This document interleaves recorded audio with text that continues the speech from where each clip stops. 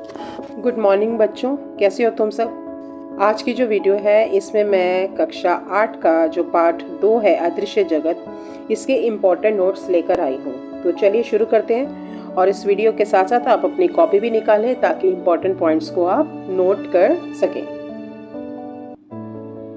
सबसे पहली स्लाइड है, इसमें आप क्या देख रहे हैं कि प्रश्न है लेंस क्या होता है। लेंस यह एक कांच का एक वक्रित टुकड़ा होता है जिससे छोटी वस्तुओं की आकृति को बड़ा करके दिखाया जाता है। उदाहरण के लिए जल से भरे कांच का बर्तन भी लेंस की तरह काम कर सकता है। और लेंस से हम चीज़ों को कैसे देखते हैं, उनकी छवि को आवर्धित करके देखते हैं, यानी हमें छोटी सी वस्तु को बड़ा करके आसानी से देखा जा सकता है। हम आते हैं नेक्स्ट स्लाइड पर। प्रश्न नंबर 2। हमारा प्रश्न नंबर 2 क्या कहता है कि सबसे पहले सूक्ष्मदर्शी किसने बनाया था। आपकी किताब में भी लिखा हुआ है सबसे पहला सूक्ष्मदर्शी रॉबर्ट हुक ने बनाया था। और उन्होंने क्या देखा था, उन्होंने कॉर्क के टुकड़े में मधुमक्खी के छत्ते जैसी छोटी कोठरियां देखी थी। इन कोठरियों को क्या कहा था, सेल कहा था, कोशिका कहा था। और ये भी सवाल इस पर बन सकता है कि उनके सूक्ष्मदर्शी की क्षमता कितनी थी, वो थी 200 से 300 गुना। देखिए ये कॉर्क सेल से दिख रही है, ये डेड सेल थी और इनके जो आकार है इसमें आपको एक रूम जैसे, कमरे जैसी संरचनाएं दिख रही हैं, ठीक है, जिसको उन्होंने बाद में कहा था कोशिका। नेक्स्ट स्लाइड पर आते हैं हम। प्रश्न नंबर 3 है कि माइक्रोग्राफिया किताब किसने लिखी और कोशिका का नाम किसने दिया। ये मैंने बच्चों अभी आपको बताया है कि माइक्रोग्राफिया जो किताब थी वो लिखी थी रॉबर्ट हुक ने और कोशिका का नाम भी किसने दिया था, रॉबर्ट हुक ने दिया था। हम आते हैं नेक्स्ट स्लाइड पर। प्रश्न नंबर 4 ये है हमारा जीवन की सबसे छोटी इकाई क्या है। जीवन की सबसे छोटी इकाई है कोशिका, ठीक है। अब इस पर एक लाइन आप और भी लिख सकते हैं कि सभी सजीव, चाहे पौधे हैं, चाहे वो जंतु हैं, चाहे वो सूक्ष्म जीव हैं, इसी कोशिकाओं से बने हैं। और एक और आपका फिल इन द ब्लैंक्स में आ सकता है कि जीवन की उत्पत्ति किससे होती है। तो जीवन की उत्पत्ति एकल कोशिका यानी सिंगल सेल ही डिवाइड कर लेता है और इतना बड़ा ऑर्गेनिज्म यानी कि शरीर बना लेता है, मानव बनाता है, ठीक है, या जंतु बनाता है या पौधे बनाता है। तो ये सब जीवन की उत्पत्ति कहाँ से होती है, एक ही सेल से होती है। अब पेपर में आपसे ये भी पूछा जाएगा 2 एक कोशिकीय जीव के नाम लिखो। एक कोशिकीय जीव क्या होते हैं, जिनका शरीर सिर्फ एकमात्र एक कोशिका से बना होता है। और इसमें क्या क्या आएगा, अमीबा, पैरामीशियम, और इसके बारे में आप लिख सकते हैं ये एक कोशिका से बने हैं। तो यानी अगर आपका 2 नंबर का क्वेश्चन आता है तो आप ये 2 अंतर जरूर लिखेंगे। दूसरा आपका सवाल आ सकता है बहुकोशिकीय जीव क्या होते हैं। बहुकोशिकीय जीव अनेक कोशिकाओं से बने हैं। अब इसमें आप उदाहरण भी लिख सकते हैं, पौधे और जंतु। एक और सवाल बन सकता है इसमें कि सबसे बड़ी एकल जीवित कोशिका कौन सी है। ये होती है शुतुरमुर्ग के अंडे का पीला भाग। और अंडे में जो तरल सफेद कोशिका होती है ये क्या काम करती है, ये जब उसमें से भ्रूण विकसित होता है तो उसको वो पोषण देती है। नेक्स्ट पर आते हैं हम। हमारा सवाल है प्रश्न नंबर 5, सूक्ष्म जैविकी के जनक कौन है, ठीक है। माइक्रोबायोलॉजी के जनक कौन है, ये है एंटन ल्यूवेनहॉक। आपको सिर्फ ल्यूवेनहॉक नाम याद रखना है। और इन्होंने सबसे पहले क्या देखा था, इन्होंने जीवाणु और रक्त कोशिका को देखा था। नेक्स्ट पर आते हैं प्रश्न नंबर 6। यहाँ पर बेटा हम कोशिका के बारे में जान चुके हैं, अब हम कोशिकांग के बारे में जानेंगे कि हर कोशिका में कौन कौन से भाग होते हैं। तो सबसे पहले हमारा प्रश्न है कोशिका के प्रमुख भाग और कार्य लिखो। तो सबसे पहले हम आउटर कवरिंग की बात करते हैं, बाहरी परत की बात करते हैं। तो सबसे पहले होती है कोशिका झिल्ली, जिसे हम कहते हैं सेल मेम्ब्रेन। यह क्या करती है, ये कोशिका द्रव्य और केंद्रक को घेर के रखती है। और इसमें क्या होता है, अगर कोशिका झिल्ली को अगर आप ध्यान से देखेंगे तो इसके अंदर छोटे छोटे पोर्स होते हैं, जिसमें से सामान कोशिका से अंदर से बाहर जा सकता है और बाहर से अंदर आ सकता है। तो आपने ये जरूर लिखना है, ये सरंध्र होती है। अब वो ये भी सवाल पूछ सकते हैं सरंध्र होने का क्या फायदा है। तो इसके होने के कारण ये पदार्थों के आने जाने को कोशिका के अंदर या बाहर जाने को नियंत्रित करती है। अगला हम आते हैं न्यूक्लियस। जैसे आपके घर में आपके बॉस कौन है, किसका हुक्म चलता है, पापा का या मम्मी में से किसी एक का चलता होगा। तो वो कौन है, केंद्रक है। तो केंद्रक क्या करते हैं, ये भी कोशिका, यानी आपका घर अगर कोशिका है तो ये उसका नियंत्रण केंद्र है। घर में क्या सामान आएगा, क्या कौन बाहर जाएगा, कौन नहीं जाएगा, तो ये कौन करता है, केंद्रक करता है। और यह सभी कोशिका की गतिविधियों और वृद्धि को नियंत्रित करता है। नेक्स्ट स्लाइड पर आते हैं। अब अगला जो है इसमें हम कोशिकांग के बारे में पढ़ रहे हैं, कोशिका द्रव्य, क्योंकि हर कोशिका के अंदर भी कुछ ना कुछ भरा होता है। इसे हम क्या कहते हैं, साइटोप्लाज्म। ये केंद्रक केंद्रक कहाँ होता है? यहाँ पर। और ये है कोशिका, यह है कोशिका झिल्ली। ठीक है, केंद्रक और कोशिका झिल्ली के बीच का भाग जहाँ जीवित रहने के लिए सभी रासायनिक क्रियाएं होती हैं, यानी वो जगह होती है जहाँ जीवित रहने के लिए सभी रासायनिक क्रिया होती है, जैसे पोषण होता है, उत्सर्जन होता है, एक्सक्रीशन होता है। तो ये सारी चीज़ें हमें कोशिका द्रव्य में ही होती हैं। या फिर हार्मोन बनते हैं, एंजाइम्स बनते हैं, जिनके बारे में आप बड़ी क्लास में पढ़ोगे। नेक्स्ट हम बात करते हैं कोशिका भित्ति। बेटा होता क्या है कि हर कोशिका के बाहर एक झिल्ली होती है, जिसे हम कोशिका झिल्ली कहते हैं। बट अगर सिक्योरिटी को बहुत अच्छा करना होता है तो पौधों में क्या होता है, इस कोशिका झिल्ली के बाहर भी एक लेयर होती है जिसे हम कोशिका भित्ति कहते हैं। तो ये देखो, ये कहाँ पाई जाती है? वेरी वेरी इंपॉर्टेंट है, इसको जरूर नोट कर लें। ये पादप कोशिकाओं में होती है, यानी कि प्लांट्स में पाई जाती है, और जीवाणुओं में भी पाई जाती है। तो ये जीवाणुओं की भी बाहरी परत कहलाती है। Next slide. अब हम इसमें और कोशिकाओं के बारे में बात करेंगे। और यहाँ पर क्या है? लवक। लवक की अगर मैं संरचना बात करूँ तो ये कुछ इस तरह से दिखते हैं। ये छड़ाकार संरचनाएं होती हैं। अब ये दो प्रकार के होते हैं, या तो ये हरे कलर के होंगे। अगर हरे कलर के होते हैं तो ये क्या होते हैं? इनमें क्लोरोफिल भरा होता है। और ये क्लोरोफिल क्या करता है? जैसे पत्तियों में हरा रंग होता है और वो क्या बनाती हैं? खाना बनाती हैं। तो यानी प्रकाश संश्लेषण का कार्य करती हैं। और जो हरे नहीं होते वो क्या करते हैं? वो पदार्थों का भंडारण करते हैं। ठीक है, नेक्स्ट हम बात करते हैं रसधानियाँ। रसधानियाँ क्या होती है? नाम से ही स्पष्ट है। क्या होती हैं? ये कोशिका का आकार बनाए रखते हैं। आपने देखा होगा जब हम पौधों को पानी देते हैं तो पानी पीती रहती है। तो पानी कहाँ जाता है? सेल में जाता है, बट सेल फटती नहीं है क्योंकि वो रसधानियाँ के अंदर चला जाता है। और ये पौधे को क्या करती हैं? सेल को ये दृढ़ता देती हैं, सहारा देती है, और अपशिष्ट और अन्य पदार्थों का संहरण भी करती हैं। अब हम आते हैं नेक्स्ट स्लाइड पर। ये देखो, ये आपकी किताब का ही चित्र है। इसमें प्लांट सेल यानी जंतु कोशिका और पादप कोशिका के बीच में अंतर बताया हुआ है। ये जंतु कोशिका है, ठीक है, ये जंतु कोशिका है, ये पादप कोशिका है। देखो यहाँ पर आप देख रहे हैं कोशिका भित्ति सिर्फ यहाँ पर है, यानी कि पादप कोशिका में है, जंतु कोशिका में नहीं है। कोशिका झिल्ली दोनों की ओर है, केंद्रक भी दोनों में मिलता है। बट यहाँ आप देख रहे हैं पौधे के अंदर हरे रंग के ये दिख रहे होंगे आपको, ये क्या है? हरित लवक। क्या करते हैं? प्रकाश संश्लेषण का कार्य करते हैं। कोशिका द्रव्य दोनों में पाया जाता है। बट आप यहाँ देख रहे हैं प्लांट्स में, पादप में रसधानियाँ बड़ी बड़ी हैं, है ना। और जबकि इसमें रसधानियाँ कहाँ हैं? या तो बहुत छोटी होती हैं या एब्सेंट होती हैं, यानी होती ही नहीं। और माइटोकॉन्ड्रिया तो दोनों में ही होते हैं। तो आपको 3-4 अंतर जरूर याद रखने हैं। पहला क्या है कि कोशिका भित्ति जो होती है इसमें उपस्थित होती है पादप कोशिका में, और जंतु कोशिका में अनुपस्थित होती है। फिर यहाँ पर लवक अनुपस्थित होते हैं, बट पादप कोशिका में हरित लवक उपस्थित होते हैं। ठीक है, फिर रसधानियाँ जो होती हैं आकार में बहुत बड़ी होती हैं, या तो छोटी होती हैं या अनुपस्थित होती हैं। तो यार 2-3 अंतर याद रख लें। नेक्स्ट हम आते हैं। अब यहाँ पर आपको ना पेपर में कुछ कोशिकाएं के चित्र दिए होंगे, ठीक है, और आपको पहचानना है ये क्या है।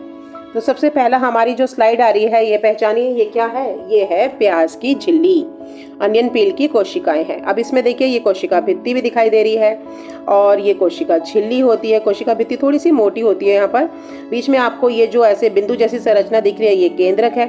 और केंद्रक और पूरी कोशिका के अंदर कुछ जो द्रव्य भरा होता है जिसे हम कहते हैं कोशिका द्रव्य। तो इसे आप अच्छी तरह से पहचान लें। नेक्स्ट स्लाइड की ओर आते हैं। अब ये देखिए, बताइए ये कौन सा भाग है? ये मानव की कपोल कोशिकाएं हैं, ठीक है, चीक्स की कोशिकाएं। अब ये देखिए, ये वो प्याज से तो अलग दिख रही है ना। कैसी हैं? प्याज की तो कोशिकाएं ऐसे थी, ईंट जैसी आयताकार थी, बट ये कैसी है? थोड़ी सी ये क्यूबॉइडल और हेक्सागोनल शेप की हैं, ठीक है। इसमें भी देखिए बाहर की तरफ कोशिका झिल्ली है, और इसमें कोशिका भित्ति नहीं होती क्योंकि ये एनिमल सेल है, यानी कि जंतु कोशिका है। फिर अंदर देखिए कोशिका द्रव्य भरा है, और यहाँ बीच में क्या है? केंद्रक है। Next slide. अब देखो यहाँ पर आप पहचानो ये कौन सी कोशिका है बेटा? ये कोशिका है हमारी पेशी कोशिका। कई बार इसका काम भी पूछ लिया जाएगा, ठीक है। तो इसका प्रमुख काम क्या है? संकुचन करना और शिथिल होना, ताकि शरीर के अंगों को गति देना। तो ये आपने याद रखना है पेशी कोशिका का क्या कार्य है। नेक्स्ट स्लाइड की ओर आते हैं। ये देखिए, ये कौन सी कोशिका है बच्चों, बताओ? ये है हमारी तंत्रिका कोशिका, इसे हम न्यूरॉन भी कहते हैं। अब इसका कार्य क्या होता है? संदेशों को एक स्थान से दूसरे स्थान पर पहुंचाना। तो आपको चित्र जरूर याद कर लेने हैं क्योंकि चित्र पूछे जा सकते हैं। नेक्स्ट स्लाइड की ओर आते हैं। आता है प्रश्न नंबर 9, और सवाल है कि समूह में बनी कोशिकाएं क्या एक जैसी संरचना क्यों बनाती हैं? तो उत्तर है, जब समान संरचना और कार्य करने वाली कोशिकाओं को हम एक साथ रखते हैं तब उन्हें हम कोशिका नहीं कहते, हम उन्हें ऊतक कहते हैं। ठीक है, और यह संगठन जो होता है शरीर के विशिष्ट कार्य करता है, जैसे सुरक्षा देता है, गति देना या संदेश भेजना, ये को अधिक कुशलता से पूरा करने के लिए आवश्यक होता है। तो आपसे यहाँ मेन पूछा जाएगा ऊतक क्या होते हैं? ये एक समान संरचना और कार्य करने वाली कोशिकाओं का समूह होता है। अब हम नेक्स्ट आते हैं कि भोजन आमाशय तक कैसे पहुंचता है। तो इसमें है कि पेशी कोशिकाओं के संकुचन और शिथिलता से चबाया हुआ भोजन नली से होता हुआ आमाशय तक पहुंचता है। यानी कि जैसे भोजन अब यहाँ से जा रहा है तो सबसे पहले ये वाला एरिया जो है ये संकुचित हो जाएगा, छोटा हो जाएगा, इस पर प्रेशर मारेगा तो भोजन थोड़ा सा नीचे हो जाएगा। ठीक है, और फिर ऊपर वाला एरिया संकुचित हो जाएगा, ये भी नीचे हो जाएगा, तो ये भोजन को और धक्का मारेगा। तो इस प्रकार से भोजन धीरे धीरे जो है भोजन नलिका से आमाशय में पहुंचता है। अब दूसरा सवाल आता है आमाशय का क्या कार्य है? आमाशय का प्रमुख कार्य क्या है? भोजन को मथना, यानी कि उसको छोटे छोटे टुकड़ों में तोड़ना।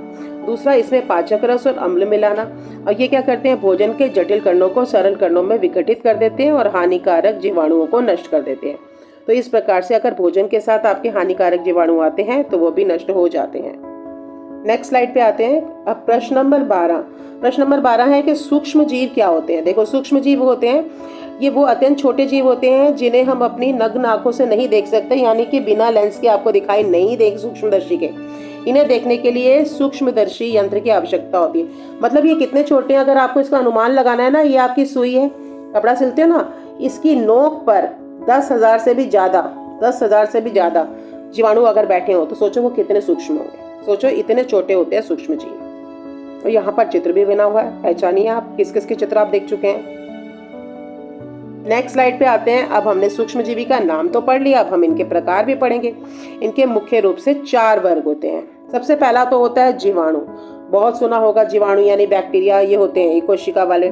फिर हम बात करते हैं कवक की, फंजाई की। भोजन खराब होता है, फफूंदी लग जाती है, ये क्या होते हैं? या तो एकल कोशिका होती है या बहुकोशिकीय होते हैं। तीसरा होते हैं प्रोटोजुआ, इसमें आते हैं अमीबा, पैरामीशियम, ठीक है, ये भी एकल कोशिका होते हैं। फिर आते हैं अपना भोजन बनाने वाले शैवाल, ठीक है, ये एकल भी होते हैं, बहुकोशिकीय भी होते हैं। अब वायरस जो होते हैं ये बहुत सूक्ष्म होते हैं, लेकिन इस श्रेणी से थोड़े हट गए। क्यों? क्योंकि ये तभी जिंदा होते हैं जब ये किसी जीवित प्राणी के अंदर घुसकर मल्टीप्लाई होते हैं। ठीक है, चलिए बढ़ते हैं नेक्स्ट स्लाइड की ओर।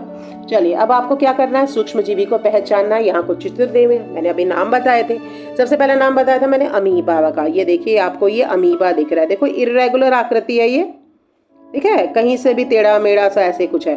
ठीक है, और ये क्या है? एक ही कोशिका है, यानी एक ही कोशिका में भोजन भी होता है, श्वसन भी होता है, उत्सर्जन भी होता है, सारे काम करता है, और ये अपना आकार बदलता है। तो पेपर में आएगा तो पहचान के लिख लेना, ये अमीबा है। नेक्स्ट स्लाइड पर आते हैं। देखिए अगली स्लाइड है, देखो आप पहचान पाते हो उसको? ये क्या है? पैरामीशियम। ये कैसा है? ये चप्पल के आकार का होता है, और ये एक कोशिकीय जीव है, और आसपास देख रहे हैं इसके ऐसे बाल से बने हुए हैं, सीलिया होते हैं, इसको चलने में मदद करते हैं। तो आपको इतना नाम याद रखना है इसका, पैरामीशियम। ठीक है, ये सब प्रोटोजुआ में आते हैं। चलिए अब हम बढ़ते हैं आगे। देखें अगला जीव आप पहचान पाते हैं कि नहीं? ये क्या है? ये शैवाल है, यानी कि इंग्लिश में क्या कहते हैं? एल्गी। ये स्वपोषी है। स्वपोषी का मतलब क्या होता है? स्व मतलब अपना, पोषी मतलब अपना भोजन स्वयं बनाना। क्यों बनाते हैं अपना भोजन? देखो इसका रंग क्या है? हरा। हरा रंग किस में होता है? लवक में होता है। और ऐसे क्या होते हैं? पौधे। तो पौधे अपना खाना खुद बनाते हैं, तो इसमें भी क्लोरोफिल होने के कारण, हरा रंग होने के कारण ये सूरज के प्रकाश से क्रिया करते हैं और अपना भोजन खुद बनाते हैं। और इसमें 2 एग्जाम्पल याद कर लो, जैसे ये है क्लेमाइडोमोनास, एक होता है स्पाइरोगैरा। स्पाइरोगैरा रिबन शेप में इस तरह से होता है और पानी में पाया जाता है। Next slide. अब यहाँ पर पहचानो ये कौन सा सूक्ष्म जीव है? ये है फंजाई, मोल्ड। ये धागे जैसी संरचना होती है। ये देखो, ये मैंने अपने घर में जो ब्रेड थी उसको 3-4 दिन के लिए रखा और गरम उसमें थैली में रखा, पानी छिड़कती गई, तो थोड़े दिन बाद देखा मैंने उसके ऊपर ना हरी पीली सी कुछ घास सी उगाई। और ये मैंने उसको जब लेंस में देखा, तो आप इस फोटो को थोड़ा सा जूम करके देखेंगे तो आपको पता चलेगा, इसमें धागे जैसी संरचना दिख रही है ऐसे। ठीक है, और ये क्या है? फफूंदी है जो ब्रेड पर लगती है, और ब्रेड हमारी खाने योग्य नहीं रहती, उसका आकार बदल देती है और उसका स्वाद भी बदल देती है। तो ऐसी चीजें विषाक्त हो जाती हैं, पॉइजनस हो जाती हैं। ठीक है, तो ये अगला क्या है, ये है विषाणु।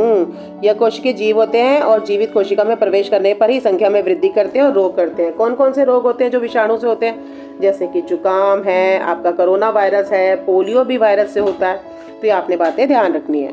अब हम आते हैं नेक्स्ट स्लाइड की ओर। अब अगला सवाल है कि सूक्ष्म जीव कहाँ पाए जाते हैं। अभी हमने बहुत सारे सूक्ष्म जीव से परिचय ले लिया, उनकी फोटो भी देख ली, तो हमें पता भी होना चाहिए वो कहाँ मिलते हैं। ये मिट्टी में मिलते हैं, पानी में भी मिलते हैं, हवा में भी मिलते हैं, गर्म पानी के झरने में भी मिलते हैं, बर्फीले इलाके में भी मिलते हैं, इवन हमारे मनुष्यों शरीर के अंदर और बाहर भी पाए जाते हैं। अगर आप अपना हाथ सामने की ओर निकाल के रखें, उस पर भी ढेरों सूक्ष्म जीव बैठे होंगे जो तुम्हें नंगी आंखों से दिखाई नहीं दे रहे। ठीक है, अगला प्रश्न है इलेक्ट्रॉन माइक्रोस्कोप की आवर्धन क्षमता क्या होती है, यानी हम अगर उससे कोई फोटो देख रहे हैं तो वो कितने हजार गुना बड़ी करके दिखाता है।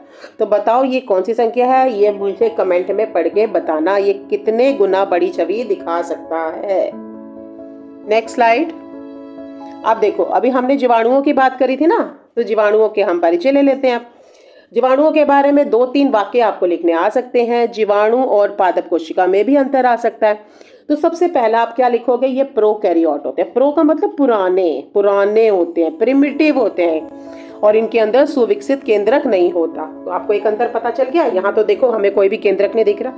नॉर्मल तौर पर हम कोशिका में देखते हैं तो इस तरह से केंद्रक दिखाई देता है। तो अब केंद्रक नहीं होता तो उसकी जगह क्या होता है, केंद्रकाभ। याद रखना है, बोलो बच्चों, केंद्रकाभ।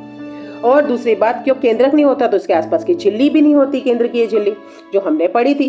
तो केंद्रीय झिल्ली अनुपस्थित होती है, केंद्रक के चारों ओर झिल्ली नहीं होती है, और कोशिका भित्ति जो होती है उपस्थित होती है, और सुरक्षा के लिए कोशिका भित्ति होती है। तो कोशिका भित्ति उपस्थित होती है, प्लाज्मा झिल्ली तो होती है, कोशिका भित्ति भी होती है, कुछ कुछ राइबोसोम होते हैं, और यहाँ पर केंद्रकाभ होता है। ठीक है, चलिए अब आते हैं नेक्स्ट स्लाइड पर। प्रश्न नंबर 18। कैसे पता चलता है कि खाद्य पदार्थ में सूक्ष्म जीवी की वृद्धि होने के कारण खाद्य पदार्थ खाद्य योग्य नहीं रहा। पेपर में आ सकता है। तो क्या होता है, जब कोई चीज खराब हो जाती है माइक्रो ऑर्गेनिजम्स के कारण, सूक्ष्म जीवी, उसका स्वाद बदल जाता है, उसके रंग में बदलाव आता है और भोजन से गंध आने लग जाती है। देखो, रंग में बदलना कैसे पता चलता है, फफूंदी लग जाती है, कभी हरी परत लग जाती है, कभी काली परत लग जाती है। अगर भोजन को खाओगे, राजमा अपने रात को बाहर रख दिए, सुबह खाए तो खट्टे लगने लगे, स्वाद बदल गया, सूक्ष्म जीवी ने उस पर एक्शन कर लिया, गंध बदल जाती है, स्वाद बदल जाता है, रंग बदल जाता है। ठीक है, नेक्स्ट स्लाइड। अब हम बात करते हैं परिरक्षक क्या होते हैं। परिरक्षक क्या होते हैं, देखो मुझे अपने भोजन को खराब होने से बचाना है। खराब होने का मतलब क्या है, सूक्ष्म जीवी के हमले से बचाना है। तो मुझे भोजन में कुछ ना कुछ तो ऐसा डालना है ना, सूक्ष्म जीवी की वृद्धि ना हो। तो उसके लिए मैं क्या करती हूँ, ऐसे खाद्य पदार्थ जो सूक्ष्म जीवी की वृद्धि को रोकते हैं, उसको बढ़ने नहीं देते, जिससे भोजन वो लंबे समय तक खराब नहीं होता। ऐसी चीजों को कहते हैं परिरक्षक। कैसे, मम्मी अचार बनाती है तो अचार में क्या डालती है, तेल डालती है। अचार में क्या डालती है, नमक डालती है। ठीक है, और क्या डालती है, मुरब्बा बनाती है, जैम बनाती है तो उसमें चीनी डालती है। कभी कभी मम्मी सिरके वाली चीजें भी बना लेती है, अचार वाली। तो ये सब चीजें क्या है, अचार कितने सालों तक रहता है, बहुत सालों तक रहता है। तुम सोचते हो अचार क्यों नहीं खराब होता, सब्जी एक दिन में खराब हो जाती है। क्यों, क्योंकि जब हम अचार की शीशी को देखते हैं तो उसके ऊपर तेल की परत होती है, नीचे अचार होता है। तो सूक्ष्म जीव जो है इसके अंदर नहीं जा पाते क्योंकि ऊपर तेल रोक लेता है। फिर उसके अंदर नमक भी होता है, नमक भी सूक्ष्म जीवी की वृद्धि को रोक देता है। और अगर मीठा अचार है, जैसे नींबू का मीठा अचार है, तो उसमें चीनी के क्रिस्टल्स भी होते हैं, वो भी सूक्ष्म जीवी की वृद्धि को रोक लेते हैं। या सिरका होता है, सिरका भी तो डालते हैं जैम जेली में, तो उसमें क्या होता है, सिरका का प्रयोग भी सूक्ष्म जीवी की वृद्धि को रोकता है। तो ये सारे क्या कहलाते हैं, परिरक्षक। अब हम आते हैं नेक्स्ट स्लाइड की ओर। अब आपसे सवाल था, हमने याद है हमने करा था कि सूक्ष्म जीवी कहाँ पाए जाते हैं, इंसान के अंदर भी पाए जाते हैं। तो आप सोचोगे कहाँ पाए जाते हैं ऐसे। हाँ, क्या हमारी आंतों में भी जीवाणु पाए जाते हैं। हाँ, हमारी आंतों में भी जीवाणु पाए जाते हैं जो भोजन के पाचन में मदद करते हैं। ये देखिए, आपको माइक्रोस्कोप में दिख रहे होंगे, हमारी आंतों के अंदर भी जीवाणु होते हैं जो भोजन को पचाने में, उसके पाचन में मदद करते हैं। नेक्स्ट स्लाइड की ओर। अब यहाँ पर आप देख रहे हैं, सवाल है कि जीवाणु और सूक्ष्म जीवियों के प्रमुख लाभ। पेपर में 2 से 3 लाभ आ सकते हैं लिखने को, तो आपको याद रखने हैं। सबसे पहला, जीवाणु जो होते हैं वो जंतुओं के अपशिष्ट जैसे कि गोबर है उसका अपघटन करके उसे जैविक खाद में बदल देते हैं। तो पहला आपने याद रखना है कि जैविक खाद बन जाती है और इस प्रक्रिया में बायोगैस निकलती है। ठीक है। बायोगैस जो होती है ये खाना पकाने के लिए इस्तेमाल की जाती है, गाँव में तो बहुत होती है, और बिजली उत्पादन में भी काम आती है। ठीक है। और बायोगैस का जो प्रमुख घटक होता है वो होता है मीथेन। तो ये आपने याद रखना है कि बायोगैस का प्रमुख घटक होता है मीथेन। ठीक है। अब हम चलते हैं सूक्ष्म जीवों के कुछ और लाभ के बारे में। चलिए, दूसरा क्या है, आप देख रहे हैं कि ईस्ट आपने देखा होगा, इसका प्रयोग हम ब्रेड में, केक में और पेस्ट्री को फुलाने के लिए, स्पंजी बनाने के लिए करते हैं, और यह अल्कोहल के निर्माण में भी सहायक होता है। ठीक है। तो इसका प्रयोग से हम अल्कोहल का भी निर्माण करते हैं। तो आप दूसरा प्रयोग भी लिख सकते हैं, इसका प्रयोग हम अल्कोहल बनाने के लिए करते हैं। ब्रेड, केक और पेस्ट्री इंडस्ट्री में भी किया जाता है, इसको स्पंजी बनाने के लिए। तीसरा, जीवाणु का प्रयोग करके दूध को दही में बदलने का काम करते हैं। ये भी आपने ध्यान रखना है कि दूध को दही में भी कौन बदलते हैं, जीवाणु। और तो और इडली और डोसे के घोल में खमीर उठाने के लिए भी सूक्ष्मजीवी का होना बहुत जरूरी है। अगला क्या होता है सूक्ष्मजीवी का चौथा प्रयोग क्या है कि फलीदार पौधों की जो जड़ होती है ना, उसमें क्या होती है, आगे के चित्र में दिखाऊंगी, उसमें ना गांठें बनी होती है। देखो ये उसकी जड़ है, तो यहाँ पर गांठें बनी होती है और इन गांठों के अंदर छोटे छोटे सूक्ष्मजीवी यानी जीवाणु रहते हैं, और इस जीवाणु का नाम है राइजोबियम। ये क्या करता है, हवा की नाइट्रोजन को मिट्टी में स्थिर करके उसकी उर्वरता को बढ़ा देता है, यानी कि मिट्टी में नाइट्रोजन की मात्रा को बढ़ा देता है। तो ये नाइट्रोजन स्थिरीकरण जीवाणु है। ठीक है। नाम क्या है इसका, राइजोबियम। तो ये आपने नाम याद रखने हैं। नेक्स्ट हम आते हैं, अब एक और बात आती है सूक्ष्मजीवी की कि पर्यावरण की सफाई में सूक्ष्मजीवों का क्या योगदान है। जैसे कि मैंने बताया कि जितने भी सूक्ष्मजीव होते हैं, चाहे वो कवक हों, चाहे वो बैक्टीरिया हों, ये क्या करते हैं, मृत पौधे यानी जो पौधे मर गए हैं या जंतु मर गए हैं, अगर वो ये सब ना करें तो पूरे हाँ सोचो हमारे घर के आसपास सब गंद फैल जाए ना, बट ये क्या होता है, सूक्ष्मजीवी इस पर वो करते हैं, क्रिया करते हैं, और मरे हुए पौधे, मरे हुए जंतुओं के शरीर का अपघटन करके उन्हें सरल पोषक तत्वों में मिला देते हैं। इससे पर्यावरण साफ भी रहता है और सारे पोषक तत्व मिट्टी में वापस मिल जाते हैं। तो ये वेरी वेरी इंपॉर्टेंट है, पेपर में आने की चांसेस ज़्यादा है, तो इसे आप ज़रूर याद रख लें। ठीक है। अब हम आते हैं नेक्स्ट प्रश्न की ओर। यहाँ पर आपके जो किताब है ना, उसमें एक विज्ञानी का नाम दिया हुआ है, उनका नाम है श्री आनंद मोहन चक्रवर्ती। देखिए इनकी मैंने फोटो भी लगाई है। इन्होंने क्या किया, सुपरबग सूडोमोनास का विकसित किया था, जो समुद्र में तेल के रिसाव को साफ करने की क्षमता रखता है। ठीक है, ये आपने याद रखना है। मैं पहले बता चुकी कि गोबर गैस का जो प्रमुख घटक है वो कौन सी गैस होती है, वो मीथेन होती है। खाद बनाने के लिए, हाँ, अब मुझे किसी भी जो रसोई का कूड़ा है जिसमें प्याज के छिलके हैं, टमाटर के छिलके हैं, सब्जियों के छिलके हैं, फलों के छिलके हैं, उससे खाद बनानी है, तो मैं क्या करूँगी, एक बड़ा सा गड्ढा खोदूंगी और उसके अंदर ये सब डाल दूंगी, उसमें हल्का सा नमी पानी छिड़कूंगी और ऊपर मिट्टी से ढक दूंगी।